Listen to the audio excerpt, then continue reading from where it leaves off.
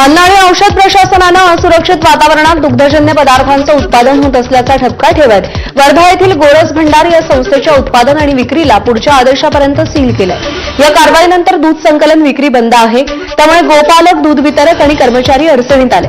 आज घडीला 85 गोपालक विविध गावातून गोरज भंडारमध्ये दूध पुरवतात, तर 250 वितरक हे घरोघरी दूध वितरणाचं काम करतात। एफडीएच्या कारवाईनं थेट त्यांच्या रोजगारावर परिणाम झालाय।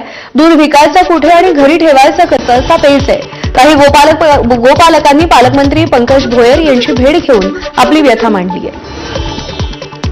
विभागांशी त्या ठिकाणी संपर्क साधला, समन्वय केला। एक फूड अँड ड्रग्ज विभाग आणि दुसरं आपला डेअरी विभाग यांच्याशी संपर्क साधून शेतकऱ्यांचं, विशेष करून गोपालकांचं दूध वाया गेलं नाही पाहिजे अशा पद्धतीच्या सूचना त्या ठिकाणी देण्यात आलेल्या आहे।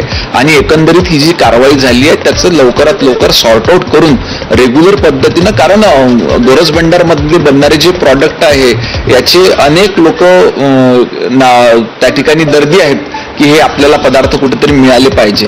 तर सर्व नियमामध्ये राहून सर्व अडथळे दूर करून ही संस्था लवकरात लवकर सुरू करण्याची आमची प्रक्रिया त्या ठिकाणी सुरू आहे।